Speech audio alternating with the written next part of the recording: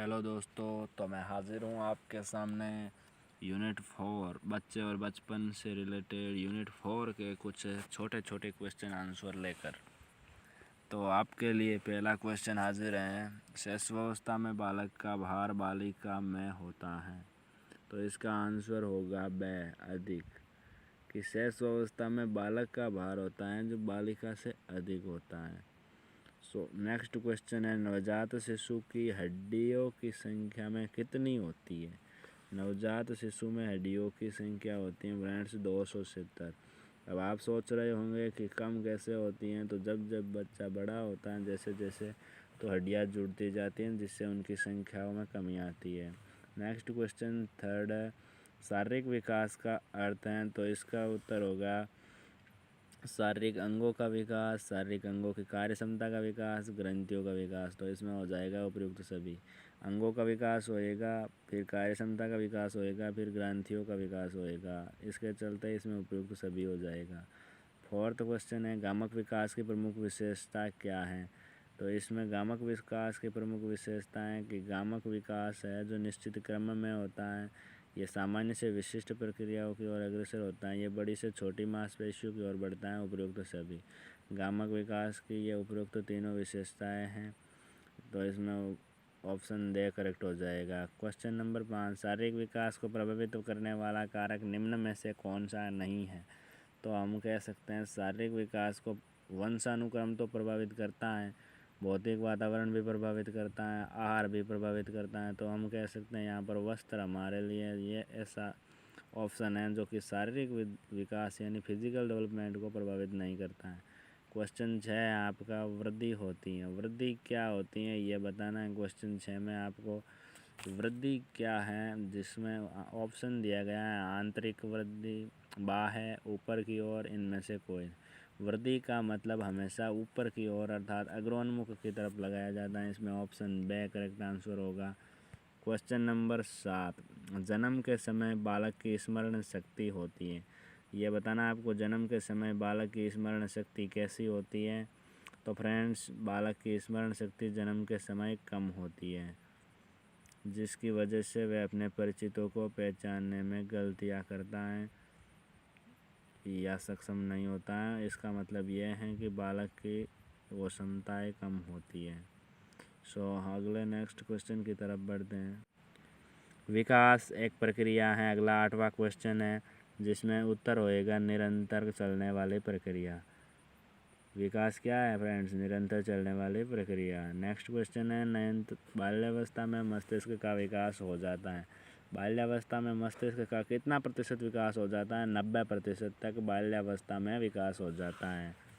Next question है, शैशवावस्था में बालक होता है असामाजिक, सामाजिक, सामाजिक व असामाजिक दोनों, न सामाजिक और न असामाजिक। तो इस 10वें क्वेश्चन का आंसर होगा द, कि बालक शैशवावस्था में न तो सामाजिक होता है और न असामाजिक। हम उसे किसी भी तरह का बना सकते हैं अपने व्यवहारों के साथ सामंजस्य बिठाकर। क्वेश्चन अगला है, शैशवावस्था में बालक में क्या पाया जाता है? अनुकरण करना पाया जाता है, आश्रितता पाया जाता है, उपयुक्त सहयोग लेना पाया जाता है, या उपरोक्त सभी। तो इसमें 11वें प्रश्न में आपके उपरोक्त सभी होगा, बिकॉज बालक अनुकरण भी करता है, आश्रित भी रहता है और सहयोग भी रहता है। तो नेक्स्ट 12वां क्वेश्चन है, 1 वर्ष की आयु तक बालक की लंबाई हो जाती है। 1 वर्ष की आयु तक बालक की लंबाई कितनी हो जाती है फ्रेंड्स? 27 इंच के करीब हो जाती है। तो इसमें आपका करेक्ट आंसर होगा ऑप्शन से 27 इंच। 1 वर्ष की आयु तक के बालक की लंबाई कितनी होगी? 27 इंच। नेक्स्ट क्वेश्चन 13, वृद्धि और विकास हैं। इसका आंसर आपके होगा वृद्धि और विकास हैं एक दूसरे के पूरक हैं। वृद्धि और विकास क्या है? एक दूसरे के पूरक। नेक्स्ट क्वेश्चन, शारीरिक वृद्धि और मानसिक वृद्धि में क्या संबंध है? Mentally increase and physically increase में क्या संबंध है, इसके बारे में बताना है क्वेश्चन 14 में, जिसमें ऑप्शन है कि इन दोनों में घनिष्ठ संबंध है। क्या संबंध है? घनिष्ठ संबंध है। क्वेश्चन नंबर 15, प्राथमिक विद्यालय बालकों में गत्यात्मक कौशल विकसित करना निम्नलिखित सहायक नहीं होता है। गत्यात्मक या गामक कौशल विकसित करना निम्नलिखित सहायक नहीं होता है। क्वेश्चन 15 का आंसर होगा ब, अवांछित विश्राम। बिना चाह विश्राम है जो गत्यात्मक कौशल विकसित करने में सहायक नहीं है, जबकि अभ्यास, हस्तलेखन और व्यवस्थित अधिगम प्रक्रिया यह गत्यात्मक कौशल विकसित करने में सहायक हैं। क्वेश्चन नंबर 16, जन्म के समय बालक की स्मरण शक्ति कैसी होती है? तो यह क्वेश्चन रिपीट हो गया। जन्म के समय बालक की स्मरण शक्ति बहुत ही कम होती है। क्या होती हैं? बहुत ही कम। 16वें में आपके दे हो जाएगा। बाल्यावस्था की प्रमुख विशेषता नहीं है, तो इसमें क्या नहीं होती है? प्रबल जिज्ञासा प्रवृत्ति होती है बाल्यावस्था में, अनुकरण विधि होती है, अंतर्मुखी व्यक्तित्व होना ज़रूरी नहीं है, लेकिन संचय की प्रवृत्ति भी कहीं ना कहीं होती है। तो 17वें में आपके आंसर हो जाएगा अंतर्मुखी, बल्कि बालक जो बाल्यावस्था में होता है तो अंतर्मुखी होने की संभावना बहुत ही कम है। जिस आयु में बालक की मानसिक योग्यता का लगभग पूर्ण विकास हो जाता है वह कौन सी उम्र है? तो इसमें 18वें क्वेश्चन में आपका आंसर हो जाएगा 14 वर्ष उम्र। कितनी उम्र? 14 वर्ष फ्रेंड्स, जब उसके मानसिक योग्यता का लगभग पूर्ण विकास हो जाता है। क्वेश्चन 19, किशोरावस्था के उपरांत बालक में हड्डियों की संख्या कितनी हो जाती है? 19वें के आंसर हैं, क्वेश्चन नंबर 19 का आंसर है ऑप्शन ए। तो किशोरावस्था के उपरांत बालक में हड्डियों की संख्या 206 हो जाती है, जो कि हमने पहले पढ़ा था कि बालक में हड्डियों की संख्या ज़्यादा बताई गई थी शैशवावस्था में, क्योंकि जैसे जैसे बालक के शरीर में वृद्धि होती है वैसे वैसे हड्डियाँ जुड़ती जा। नेक्स्ट 20 नंबर का क्वेश्चन है, बालक का शारीरिक, मानसिक, सामाजिक और संवेगात्मक विकास किस अवस्था में पूर्णता को प्राप्त करता है? तो इसका हमारे लिए आंसर होगा किशोरावस्था। आपको भी पता होगा बालक का विकास जब पूर्णता को प्राप्त किस अवस्था में करता है, तो वो हमारी होगी किशोरावस्था। क्वेश्चन 20 का आंसर होगा ऑप्शन दे। इसी के साथ आगे के 21वें क्वेश्चन में बढ़ते हैं। उत्तर बाल्यकाल का समय कब होता है? बाल्यकाल का उत्तर बाल्यकाल मतलब बाल्यकाल से थोड़ा पहले का समय उत्तर बाल्यकाल कहलाएगा। सो इसमें होगा 6 से 12 वर्ष अवस्था उत्तर बाल्यकाल कहलाएगा।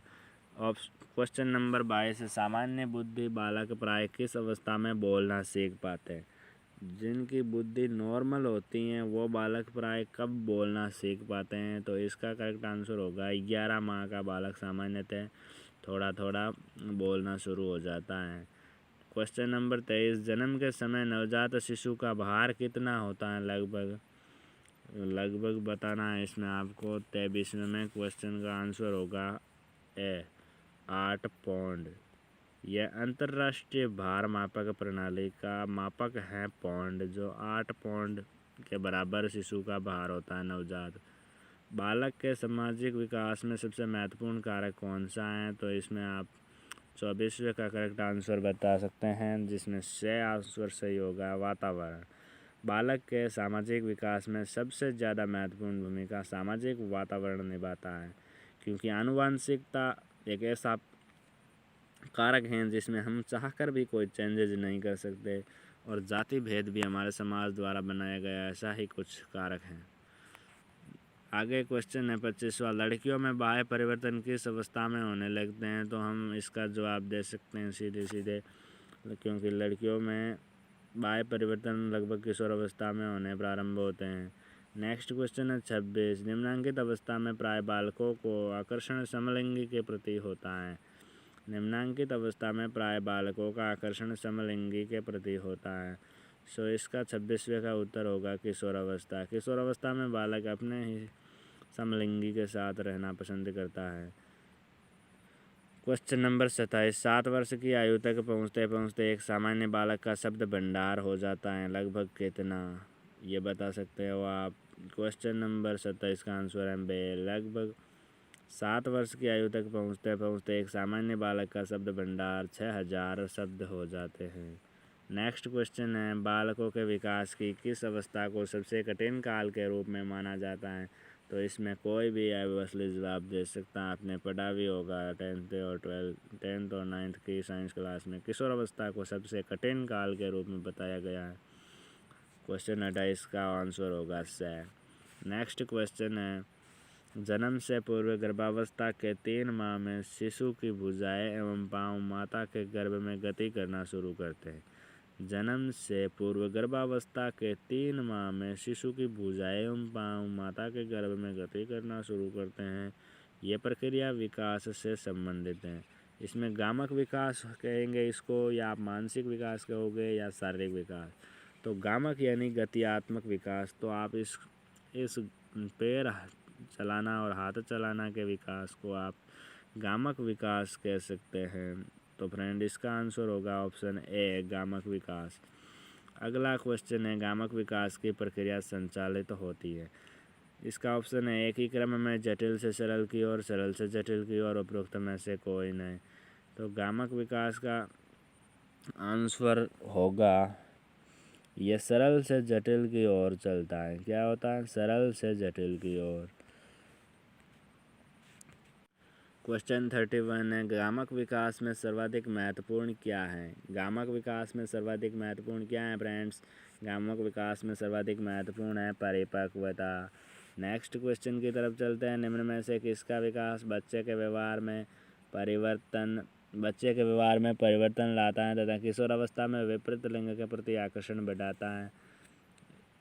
किसका विकास ऐसा करता है कि व्यवहार में परिवर्तन लाता है और किशोरावस्था में विपरीत लिंग के प्रति आकर्षण बढ़ाता है? तो इसका आंसर होगा आपके क्वेश्चन नंबर 32 का करेक्ट आंसर होगा अंतःस्रावी ग्रंथियाँ।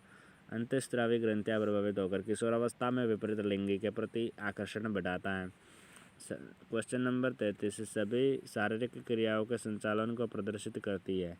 ऐसी कौन सी ग्रंथि है जो सभी शारीरिक क्रियाओं के संचालन को निर्देशित गाइडलाइन करती है? इसमें आपका करेक्ट आंसर हो जाएगा 33वें में ए, पीयूष ग्रंथि। पीयूष ग्रंथि सभी शारीरिक क्रियाओं के संचालन को निर्देशित करती हैं। पीयूष ग्रंथि को मास्टर ग्रंथि भी कहते हैं। क्वेश्चन नंबर 34, प्रोटीन की कमी से कौन कौन से रोग होते हैं?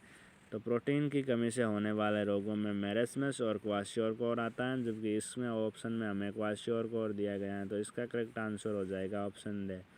दोस्तों इसी के साथ बहुत ज़्यादा आपका समय नहीं लेना चाहूँगा। मैं छोटे छोटे प्रश्नों को प्रस्तुत कर चुका हूँ और आगे आपको अगर वीडियो अच्छा लगे तो आप बताना, मैं आपके लिए बड़े प्रश्न भी लाने का प्रयास करूँगा। लेकिन अब वीडियो को लंबा नहीं करते हुए मैं आपसे आग्रह करूँगा कि वीडियो अच्छा लगे तो लाइक करें और अपने दोस्तों के साथ शेयर ज़रूर करें। और इसी प्रकार की जानकारी पाते रहने के लिए BSTC से जुड़े विद्यार्थी हमारे चैनल को सब्सक्राइब करें। Thanks for watching friends.